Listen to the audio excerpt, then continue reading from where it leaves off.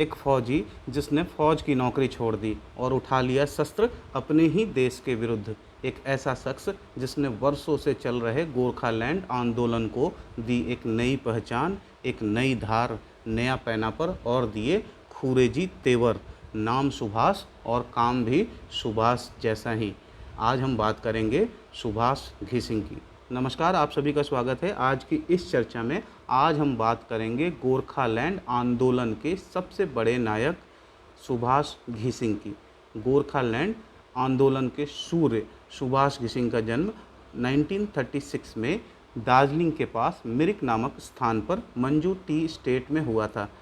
पिता T state में बाबू के पद पर कार्यरत थे और माता गृहिणी थी। सुभाष 7 भाई बहनों के परिवार में छठे थे। सुभाष जब 9वीं में थे उनके पिता का देहांत हो गया। बड़े परिवार में घर की आर्थिक स्थिति बिगड़ने लगी तो सुभाष ने 1954 में भारतीय फौज ज्वाइन कर ली। वहाँ रहते हुए उन्होंने 10वीं तक की पढ़ाई की। बागी तेवरों वाले सुभाष को आर्मी की नौकरी रास नहीं आई। 1960 में सुभाष ने नौकरी से त्यागपत्र दे दिया और वापस आ गए दार्जिलिंग में गुजारे के लिए कुछ तो करना था, तो उन्होंने एक बांग्ला प्राइमरी स्कूल में अध्यापक की नौकरी कर ली। साथ ही साथ उन्होंने दार्जिलिंग गवर्नमेंट कॉलेज से पढ़ाई भी जारी रखी। दार्जिलिंग गवर्नमेंट कॉलेज से सुभाष ने 12वीं तक की पढ़ाई पूरी की।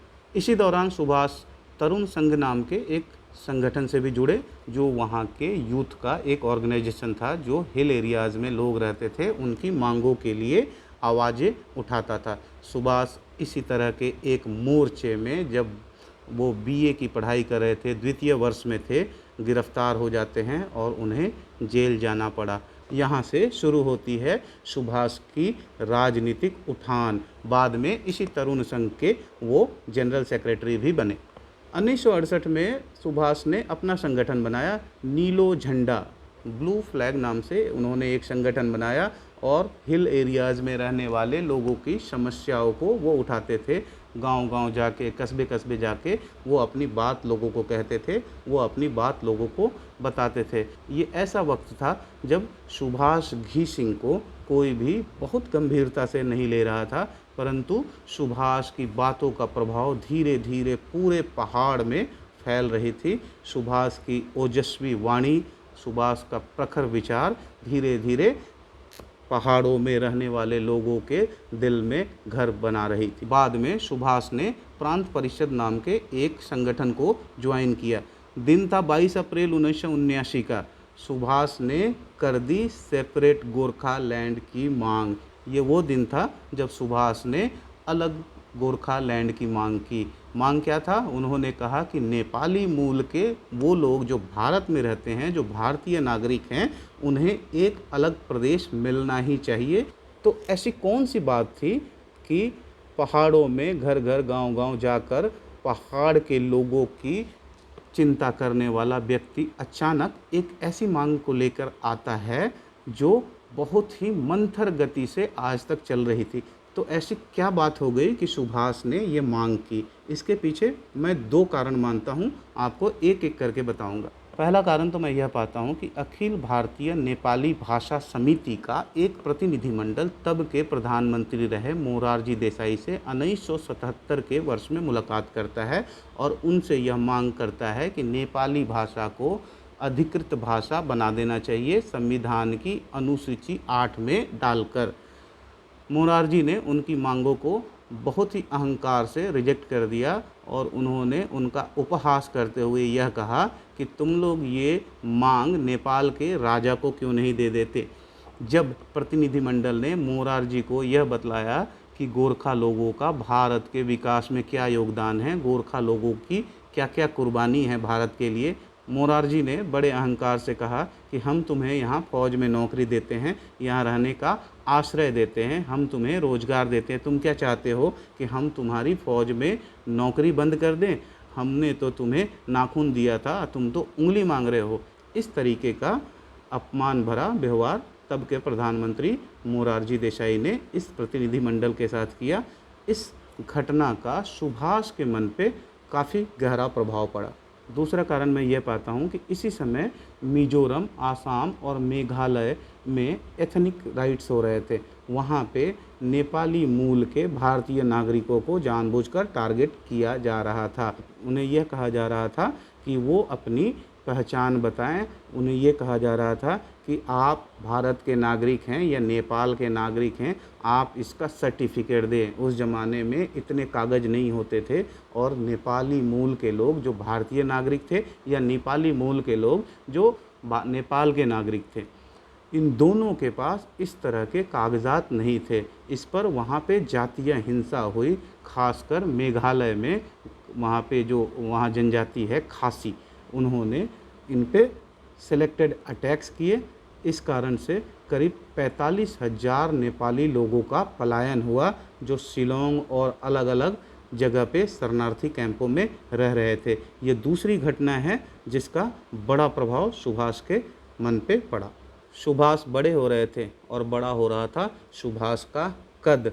1980 में सुभाष ने अपना संगठन बनाया जिसे उन्होंने नाम दिया गोरखा नेशनल लिबरेशन फ्रंट, और उन्होंने घोषणा कर दी सशस्त्र संघर्ष की। सुभाष ने हथियार का रास्ता चुना अपनी मांगों को पूरा करवाने के लिए।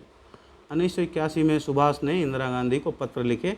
इसी क्रम में 1984 में सुभाष ने राजीव गांधी को एक पत्र लिखा। सुभाष के तेवर बिल्कुल जाहिर थे। सुभाष ने पत्र में लिखा कि भारत की केंद्र सरकार डेमोक्रेटिक रूप से चल रहे आंदोलनों को दबाने का प्रयास करती है और मजबूर करती है कि लोग शस्त्र उठाएं।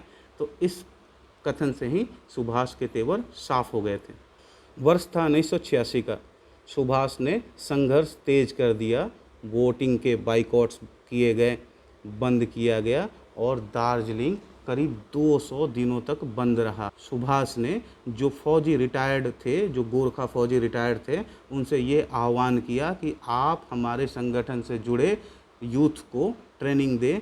सशस्त्र संघर्ष का दौर इतना भयावह था कि इस पीरियड में 86 से लेकर 88 के बीच में रिपोर्टेडली 1200 लोग मारे गए, सड़कों पे खून बहा, सिक्योरिटी फोर्सेस पे हमले हुए, बंद बुलाए गए, शहर का चक्का जाम कर दिया गया और लगभग सारी एक्टिविटी बंद सी हो गई थी। इसी समय सुभाष ने यह घोषणा भी कह दी थी कि बंगाल की कम्युनिस्ट सरकार और उनके किसी भी प्रतिनिधि का पूरे पहाड़ में एंट्री बंद है और वो यहाँ नहीं आ सकते। इस तरह के तेवर थे सुभाष घी सिंह के। 1987 में सुभाष ने तब के गृह मंत्री रहे बूटा सिंह से मुलाकात की और सुभाष के तेवर थोड़े कम हुए। सुभाष ने संधि के लिए अपनी हामी भरी। इसी क्रम में जुलाई 1988 में सुभाष की और पश्चिम बंगाल में तब के मुख्यमंत्री रहे ज्योति बसु की और इनकी बूटा सिंह की मुलाकात होती है और एक पीस डील साइन होती है। पीस डील में ये प्रपोज किया जाता है कि हम गोरखालैंड को एक सेमी ऑटोनोमस बॉडी दे देंगे और आपको ये गोरखालैंड की मांग छोड़नी पड़ेगी।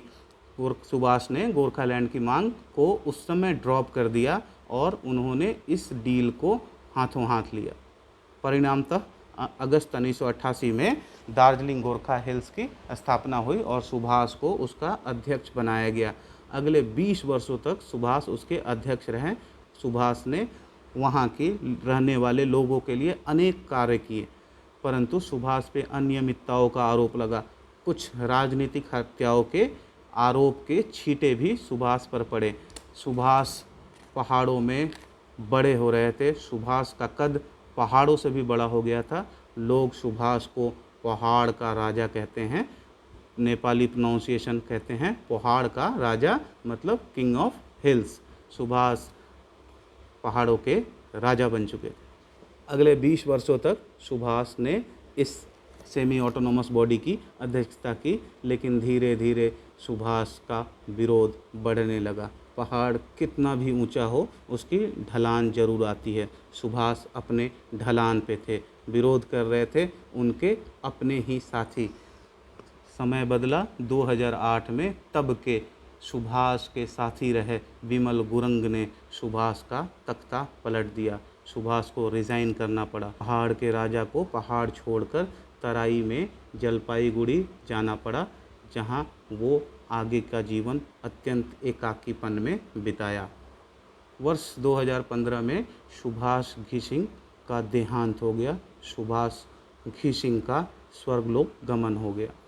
सुभाष आज हमारे बीच नहीं हैं, परंतु सुभाष के विचार और सुभाष की अपनी पहचान, संस्कृति और परंपराओं के लिए लड़ने का जज्बा युगों युगों तक हमें प्रेरणा देती रहेगी। तो आज के लिए इतना ही। मिलते हैं किसी अन्य वीडियो में किसी अन्य टॉपिक के साथ। तब तक के लिए धन्यवाद। आप अपने कमेंट्स करके ज़रूर बताएं कि यह वीडियो आपको कैसा लगा। Thank you very much.